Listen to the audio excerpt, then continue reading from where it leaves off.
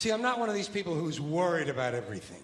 You got people like this around you. Country's full of them now. People walking around all day long, every minute of the day, worried about everything.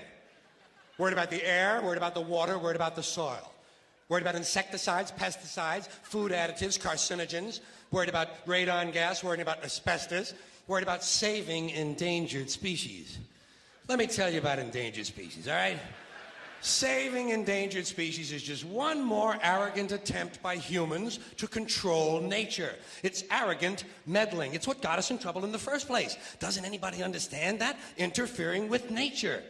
Over 90%, way over 90% of all the species that have ever lived on this planet, are gone. They're extinct.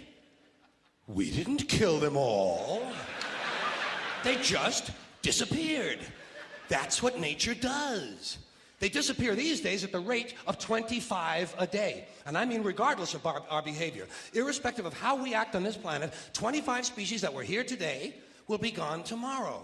Let them go gracefully. Leave nature alone. Haven't we done enough?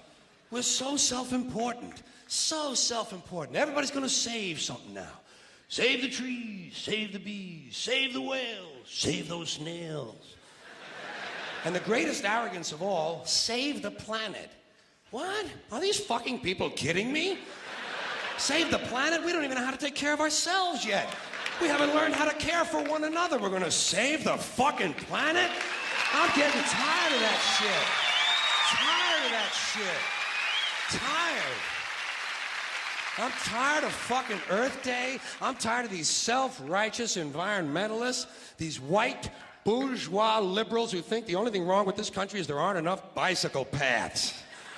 People trying to make the world safe for their Volvos. Besides, environmentalists don't give a shit about the planet. They don't care about the planet. Not in the abstract, they don't. Not in the abstract, they don't. You know what they're interested in? A clean place to live.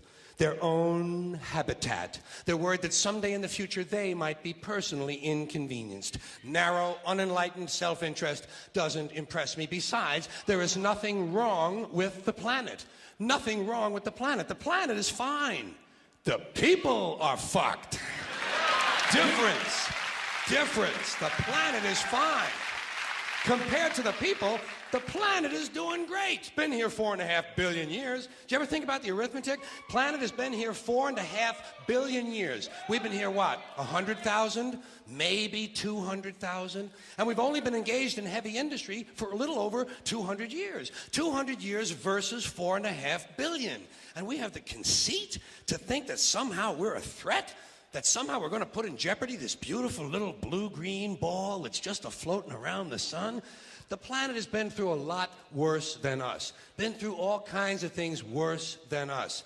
Been through earthquakes, volcanoes, plate tectonics, continental drift, solar flares, sunspots, magnetic storms, the magnetic reversal of the poles, hundreds of thousands of years of bombardment by comets and asteroids and meteors, worldwide floods, tidal waves, worldwide fires, erosion, cosmic rays, recurring ice ages, and we think some plastic bags and some aluminum cans are going to make a difference?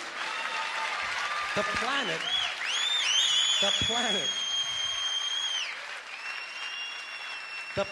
isn't going anywhere. We are. We're going away. Pack your shit, folks.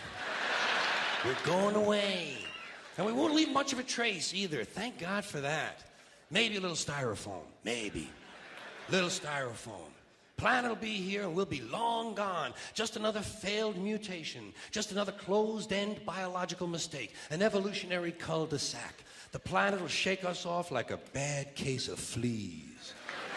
A surface nuisance. You want to know how the planet's doing? Ask those people at Pompeii who are frozen into position from volcanic ash how the planet's doing. Want to know if the planet's all right? Ask those people in Mexico City or Armenia or 100 other places buried under thousands of tons of earthquake rubble if they feel like a threat to the planet this week. How about those people in Kilauea, Hawaii, who build their homes right next to an active volcano and then wonder why they have lava in the living room? The planet will be here for a long, long, long time after we're gone, and it will heal itself, it will cleanse itself, because that's what it does. It's a self-correcting system. The air and the water will recover, the earth will be renewed, and if it's true that plastic is not degradable, well, the planet will simply incorporate plastic into a new paradigm, the earth plus plastic. The earth doesn't share our prejudice towards plastic. Plastic came out of the earth. The earth probably sees plastic as just another one of its children. Could be the only reason the earth allowed us to be spawned from it in the first place. It wanted plastic for itself. Didn't know how to make it. Needed us. Could be the answer to our age-old philosophical question, why are we here? Plastic. Assholes.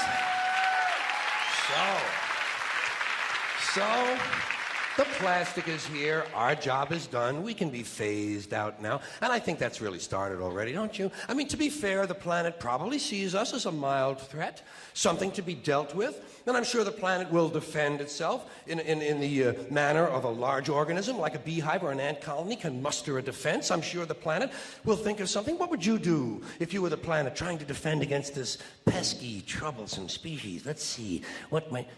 viruses. Viruses might be good. They seem vulnerable to viruses. And viruses are tricky, always mutating and forming new strains whenever a vaccine is developed. Perhaps this first virus could be one that compromises the immune system of these creatures. Perhaps a human immunodeficiency virus, making them vulnerable to all sorts of other diseases and infections that might come along. And maybe it could be spread sexually, making them a little reluctant to engage in the act of reproduction. Well, that's a poetic note. And it's a start. And I can dream, can't I? See, I don't worry about the little things. Bees, trees, whales, snails. I think we're part of a greater wisdom than we will ever understand. A higher order. Call it what you want. Know what I call it? The big electron. The big electron. Whoa. Whoa. Whoa. It doesn't punish. It doesn't judge at all. It just is. And so are we. For a little while. Thanks for being here with me for a little while tonight. Thank you. Thank you very much. Thank you.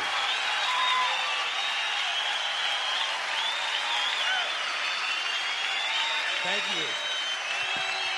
You in New York City, take care of yourself. Take care of yourself. And take care of somebody else. Thank you. Good night.